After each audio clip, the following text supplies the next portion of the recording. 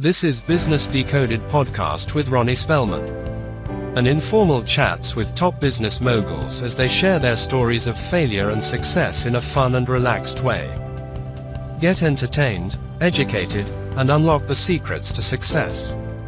Welcome to Business Decoded with Ronnie Spellman. I am extremely excited to have a new, fun, enjoyable, exciting friend on the program, a business extraordinaire, author, Amber Gaige, who is the chief marketing advisor and founder of a marketing firm, Far Beyond Marketing. Amber, welcome. I'm so happy to be here, Ronnie. Thank you for having me today. It is quite a thrill. I've had a chance to talk to you, and I've looked at your background and what you've done, and you're amazing. As a business leader, as an entrepreneur, you've had this huge span in your career of different industries and different projects and business types, and it's amazing. And you're a coach to other business leaders as well.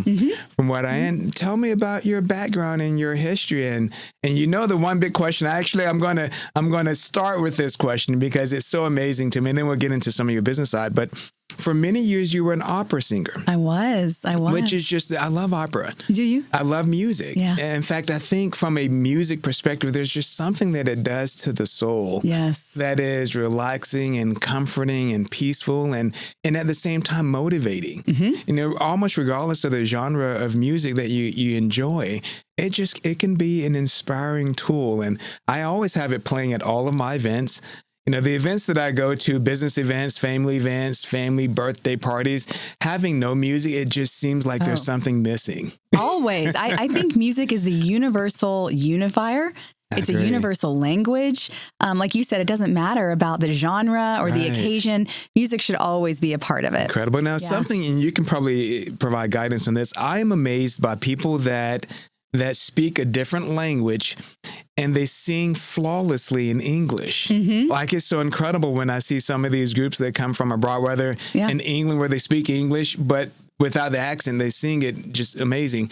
But then they also come from other non-English speaking countries and sing just masterfully in English. It's so cool. It's really cool. There's some tricks to the trade for that. I can remember when I got my degree in vocal performance from Baylor University, Sick on Bears, and they taught us phonetics.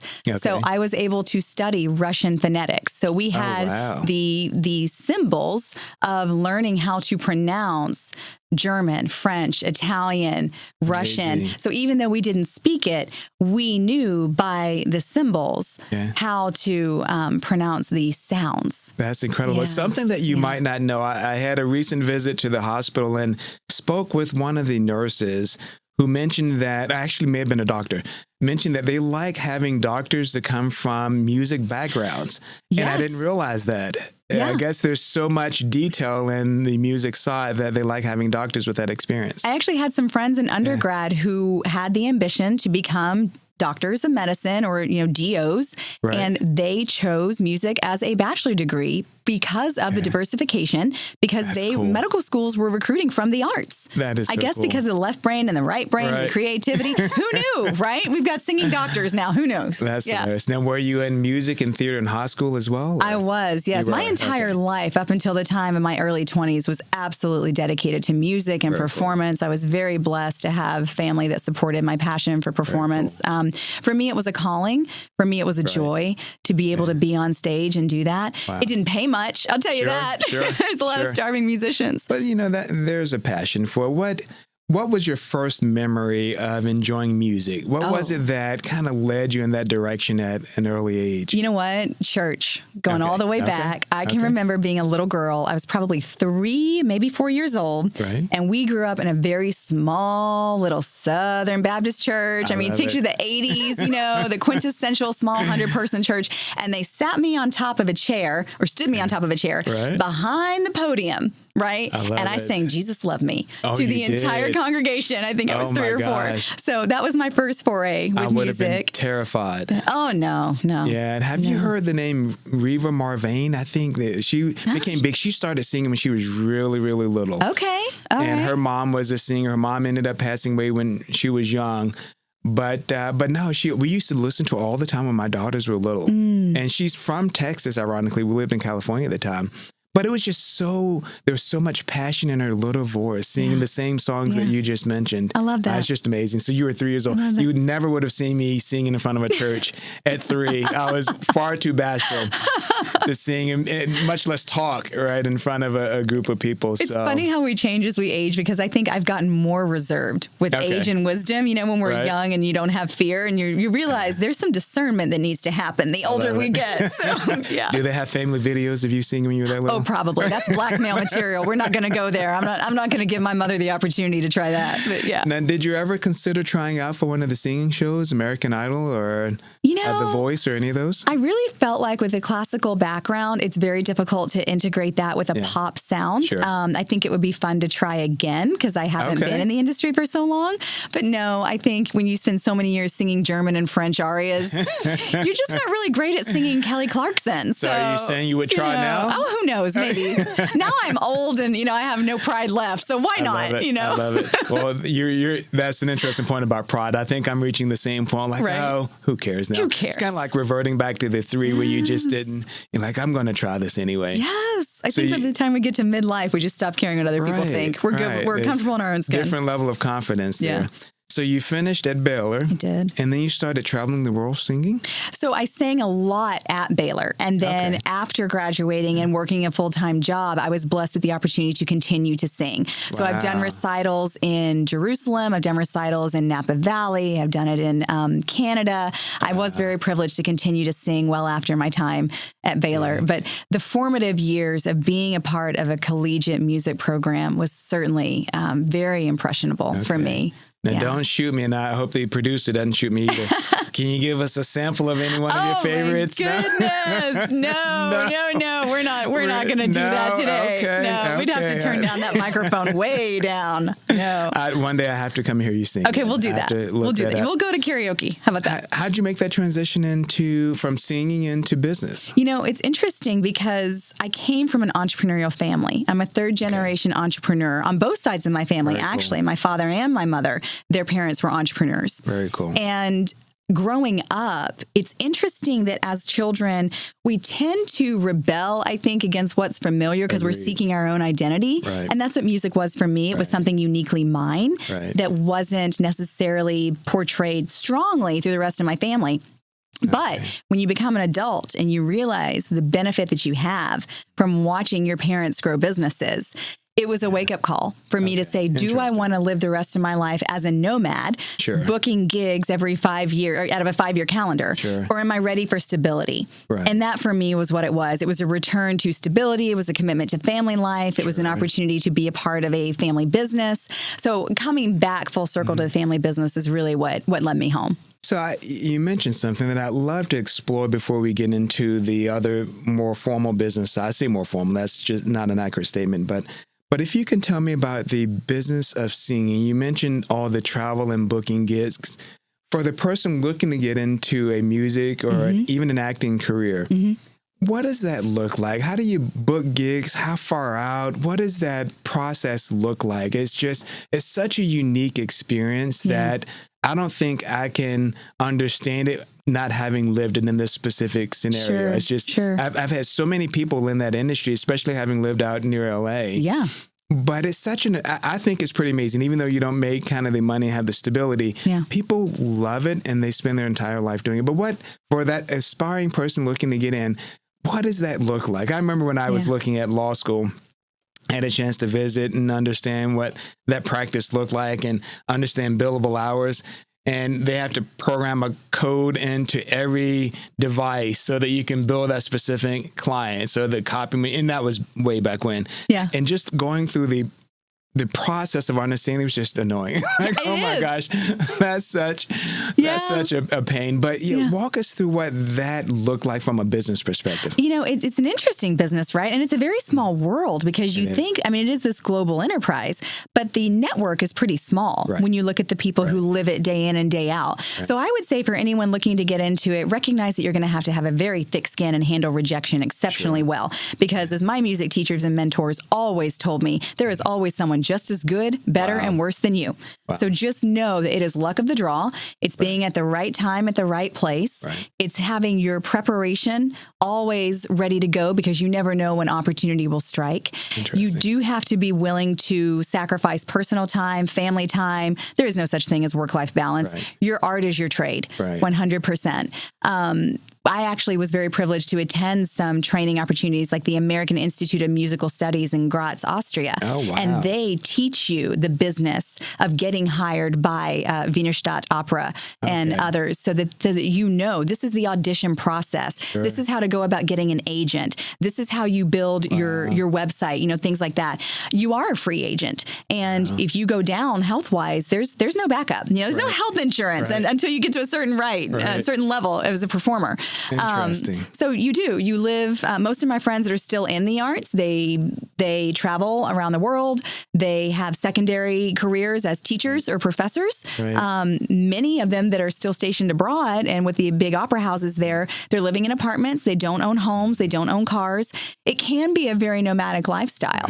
So you just have to really think about what you want your life to look like and make those choices. I knew a few actors that they call them working actors. And it's fascinating. A lot of people might see them on a program and they're thinking, oh, they're Tom Cruise and they're making millions of dollars and they're traveling the world and walking red carpets.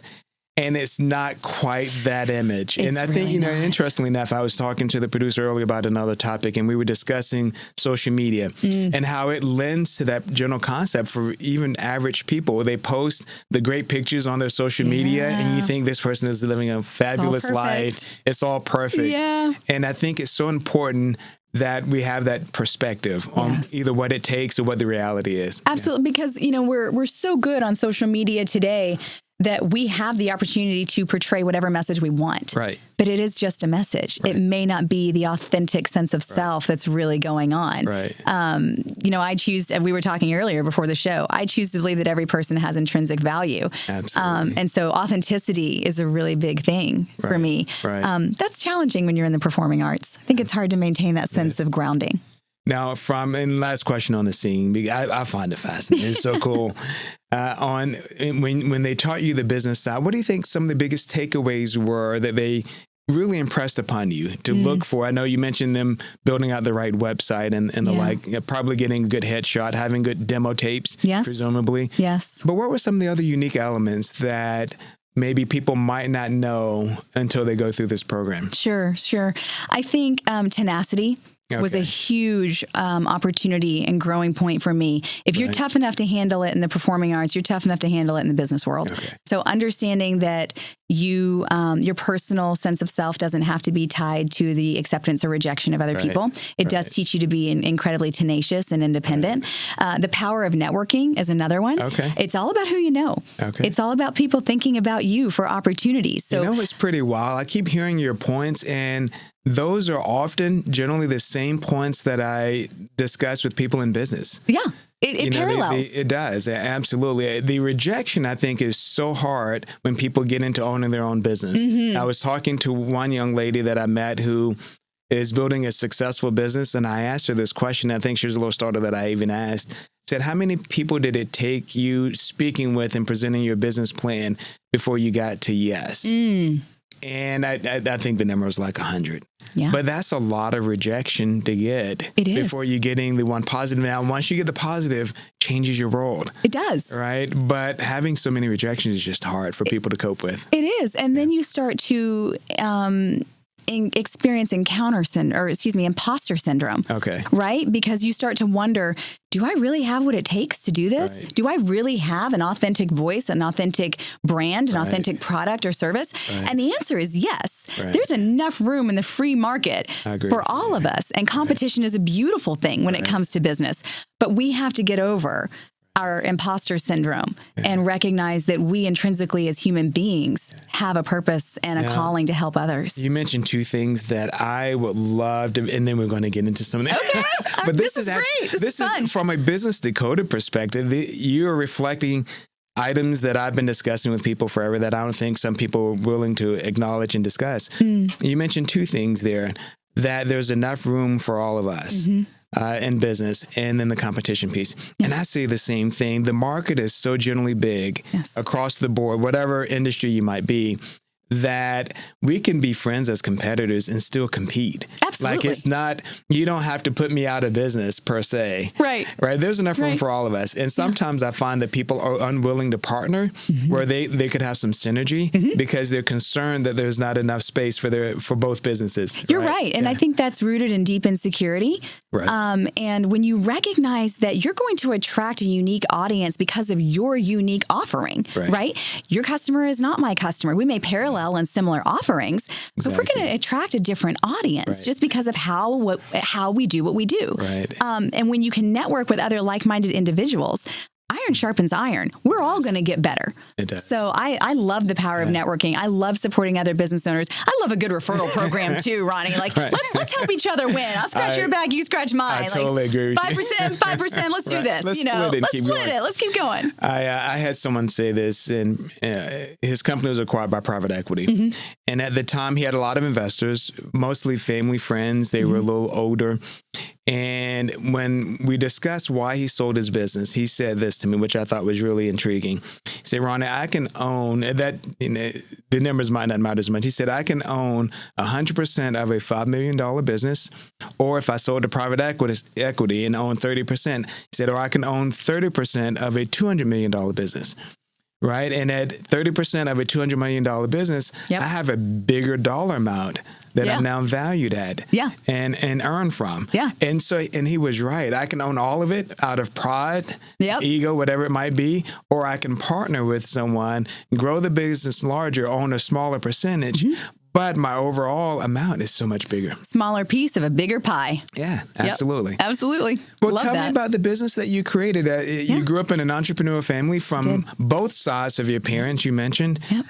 When and how did you create your own business? So it's kind of a twofold story. So I was blessed to work in the family business. I was homeschooled. I finished high school at 16 and really wanted to get out on my own quickly. I've always been a go-getter, so I don't like to do anything slow. So when I finished high school at 16 and immediately started going to college, I was ready to conquer the world and swore I would never come back to family business. Ha ha, God has a sense of humor, right? So when I did come back to family business after singing, I worked as a call taker and a dispatch manager in our family's residential plumbing company. Very cool. And then simultaneous to that was given the responsibility of marketing the plumbing company. And then by that point in time, my parents had multiple businesses. When I was growing up as a child, they only had one. But through their tenacity and God's blessings, they diversified. And so ultimately, I ended up handling the marketing for all of our family businesses. Because of the opportunity that gave me to network with others, I was asked to handle marketing for other home service providers. So at one point in time, I was running my marketing company, which I started in 2013, which was a national lead generating direct mail publication. I was doing the marketing for our family businesses, and I was also doing a lot of the operational things because my mother was diagnosed with ovarian cancer, and so I had to step up and lead in the businesses as she and my father fought her cancer. She's now cancer-free, thank God. So it was a very stressful time. But what that taught me was that stressful times can either break you or they can make you.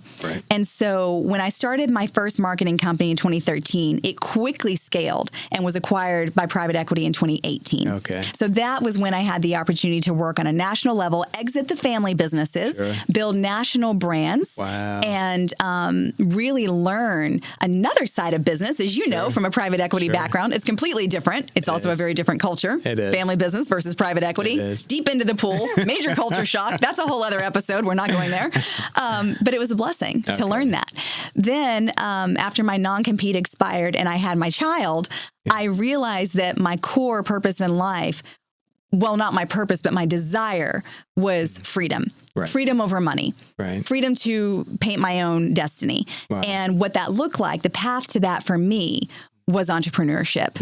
And so that's when I relaunched my business, Far Beyond Marketing, and had a commitment to serve entrepreneurs nationally to grow their businesses from 6 figures to 7 figures, to write my international best-selling book about how if you are an entrepreneur, I don't think you should have to be an expert in marketing as well. Right. You should be able to run your business and know the foundational aspects of marketing to make well-informed decisions. And it's been well received. I want to come back to your book in a moment. And then I love to discuss the growth of your first business before you sold it. Yeah. But why did you select marketing as your area of focus within the business framework? I know you were doing operations and you were doing marketing as well, but how did you end up landing in marketing with a singing background? I think that's just an intriguing story. In fact, I met someone who is a famed photographer today. She's worked with, I probably shouldn't mention, but she's worked with some of the top families in the United States. But she started out doing something drastically different. Okay. And then the idea of transitioning to photography was just by sheer coincidence, accident, however it evolved in hers. But how did you start on marketing as your area of focus? Well, I think God has a sense of humor. Yeah. And my grandmother used to say, baby girl, even a blind squirrel finds a nut every once in a while. So, my mother came to me one day and said, I've been doing this for years. It's your turn. I'm done. Okay. And so it was literally pushed on me that you're going to handle the marketing now. But I sunk my teeth into it, Ronnie, because for me, it was the perfect blend of analytics and creativity. And it was just always a challenge. So whether I was building a spreadsheet to really examine the reason that we had a positive return on one line item of marketing spend, or whether I was examining artwork and working with graphic designers to determine what the most compelling ad was going to be, it was just stimulating and fun. And I think, we sometimes by happenstance find our passion. And that's what marketing is. Marketing is art and science. It's the chiaroscuro, as the Italians would call it, the light and the dark. And it is always going to change, especially now that we have AI and we have data science. So I'm going to geek out on analytics all day long because marketing is the best of both worlds. Now, do you speak Italian? A little bit. I can order pizza at an Italian pizzeria. Does that count? I was impressed with that. Yeah. Thank you. That was fantastic. I know enough to get by. I had marketing report up to me at a couple of different organizations, and I worked closely with marketing early in my career and at a marketing agency. And back in those early days, our marketing team then used to say that we can't really determine the effectiveness of the ads. Now, today, there are a lot of online analytics that make that process easier. There are. But I love that you focus on the analytics side of marketing and being able to demonstrate the effectiveness of the tools. Yes. Because it's so critical. And at some point, you have to convince the CFO or CEO the value and the money being spent on a marketing program, which is it's kind of neat to hear you point that out. So if you had to tell those CEOs out there that don't understand marketing, there's a way. There's a way. There's a way to really understand it and put some perspective around it. And with the data that's available now through data science, we can do it better than ever before. Something that we offer every single client is their own dashboard. We can track in real time exactly who's coming to someone's website within every 30 seconds. That's incredible. So with the advancement of technology, it no longer has to be fairy dust. We can actually apply numbers to the campaigns. I love it. That is so refreshing to hear. Yeah. So your first business, you built it, you grew it. When did you decide to sell? I was approached by private equity 5 years after the inception of the business. And the private equity group bought all of the licensing opportunities or branches of that brand. At the time, I was a licensee. And so when they acquired all branches, it really wasn't a choice. It was an automatic trigger that the brand was going to be acquired as an asset purchase. And then they flew all of us who had branches to their headquarters, and they interviewed for the president of the newly consolidated entity, and they selected me. Oh, wow. So I then worked underneath a business group, an umbrella of consolidated businesses, and then consolidated all the branches into one business, played in that, loved it, and then was promoted to be VP of marketing over many companies underneath the private equity umbrella. That is incredible. It was fun. It was really fun. Tough question for you. To get selected for that president over all the brands, do you think you were ready? Did you feel ready? Oh, I don't think we ever feel ready. I know. I asked that specifically for that reason is sometimes when you get the nod, you think to yourself, oh my gosh, you mentioned imposter syndrome. sure at some point you go back and you think they just chose me. Yeah. Even though going into it, you think they should choose me. Why not? Yeah. And then you get in, you're thinking, oh my gosh. Oh, I was the youngest and only female candidate. I was shocked. They were interviewing men in their 50s, men in their 40s, and they chose the girl in her 30s, in her very early 30s. Wow. And I was like looking around the room going, okay, guess we're doing this. That is fantastic. Yeah, it was fun. What was your first step after getting that nod? Like, did you sit down and build out a strategy? No, I can't say that I did. I'm really big into developing people and in helping other people lead. I want to be a servant leader in any capacity. And so for me, it was a matter of coalescing the people that were a part of the process and collaborating on that strategy and then stepping out a plan of how we were going to grow the business together. And of course, as you know, private equity comes with all kinds of tools and opportunities. So we had to operate within the confines of their platforms. Right. So much of that was provided. But when we actually sat down and consolidated our teams, that was when the beauty and the magic happened. Very cool. Yeah. So you sold, and then your agreement ended, which allowed you to go back into marketing, and you decided to do it again. Yeah, I did. Yeah, I had a young child at the time. Previously, I had a live-in nanny, and I was on the road a lot with private equity. Okay. And I just decided, no, I need to be a mom. You know, children are a gift, and I wanted to be present. And I had been homeschooled myself, and I knew the blessing and advantages of being homeschooled and then also working in real time. I was answering the phones to my dad when I was 8 years old. They thought he had a new secretary, and it was like, no, that's my 8-year-old. And I wanted to raise my child the same way. I love it. So that's why I made the decision to create my own brand, grow my own team. I have 14 now. Oh. It's wonderful. Oh, gosh. Love my team. So I want to make sure that we're nearing kind of the end of this discussion, but in the next segment, I want you back on the show, and I want you to tell me about the new business. Sure. But you have a philosophy around a framework around how you help your clients to continue to grow. Yeah. Your 4 C's. My 4 C's. Tell us about your 4 C's. Sure. This is what my book is based on. Yeah. Over 20 years of marketing experience, I consolidated my idea of marketing into the 4 C's of effective marketing. And I believe that when there is synergy across these 4 C's, marketing inevitably rises. So the first C is clear copy. Know how to talk about your business in a way that people will shut up and listen. It's so important to differentiate yourself with a good elevator speech, a good one-liner. I'm a huge fan of Donald Miller's Story brand. There's only a few hundred of us in the world that are certified. The best thing that a new business owner can do is story brand their business from the ground up. So that's the first C. The second C is consistent branding. Please don't mess with your fonts, your colors. It doesn't look professional. Take the time, do the graphic design, get your brand standard going. Make sure that you are consistently branding your business, because if you confuse, you lose. You've got to make sure that your words match your creative. And that's really important. So consistently branding. And then the third C is customer demographic. It's so important to put that consistent branding and messaging in front of the right audience. You don't hunt deer with a shotgun. You don't hunt turkey with a rifle. You take the right ammo to the right hunt. And so that's how it is for marketing. You need to make sure that your offers match that target demographic so that, again, you've got a synergy across the 3. And then the last one is channel management, making sure that you have a rinse and repeat process, because churn them and burn them is not sustainable in business. You know that. So it's always less expensive to upsell an existing client than to go get a new one.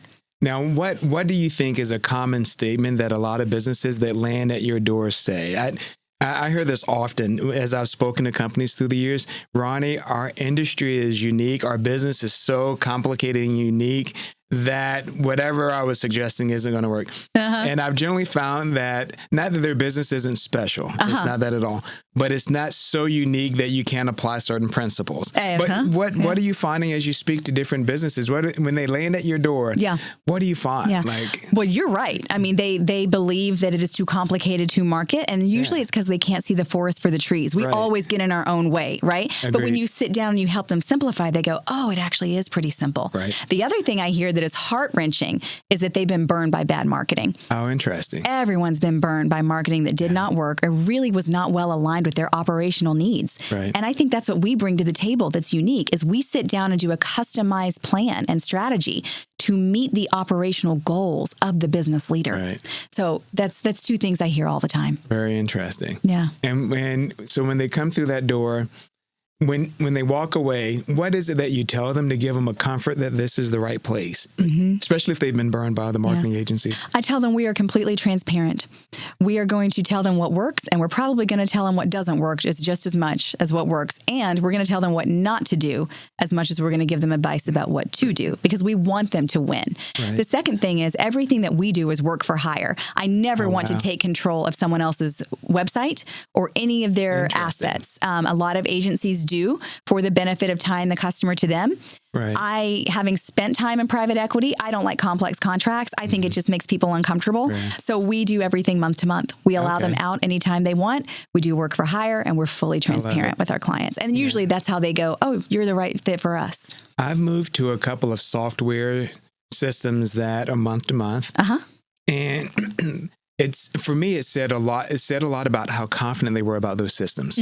And when I implement them well, they're willing to work with me hard because they need to show that their product is good month to month as well. Yes. They win when you win. Absolutely. There was one software company that I was looking to decide whether or not to replace. And their contract was, and I inherited it. Their contract was kind of weird. I mean, it wasn't weird. It was kind of normal.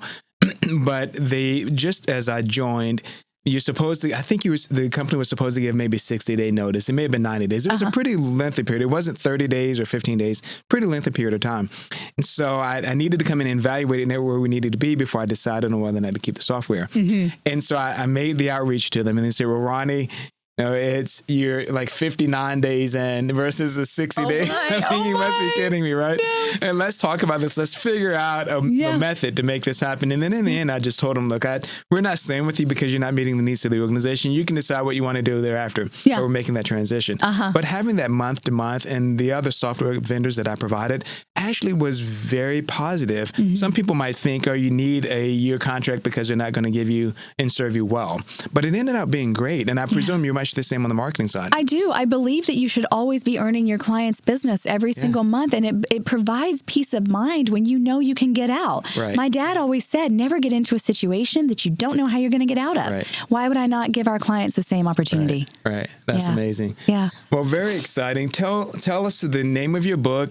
And real quick, the premise of your book is based on those 4 C's, but tell us about the book real quick. International bestseller. I love it. On Amazon. Yes. 4 countries. It was really exciting. Yes. Very privileged by the reception that we received. How long of a process was that for you to write the book and then prepare to distribute? About a year and a half. That is really fast. About a year and a half. Wow. Yeah. Okay. Yeah. So I'm impressed. Yeah, it was a lot of sleepless nights. I'll tell you, a lot of sleepless nights. Yeah. But the book is called The Far Beyond Marketing Guidebook. How to Stop Being Duped by Bad Marketing. I love it. And they can still find it on Amazon.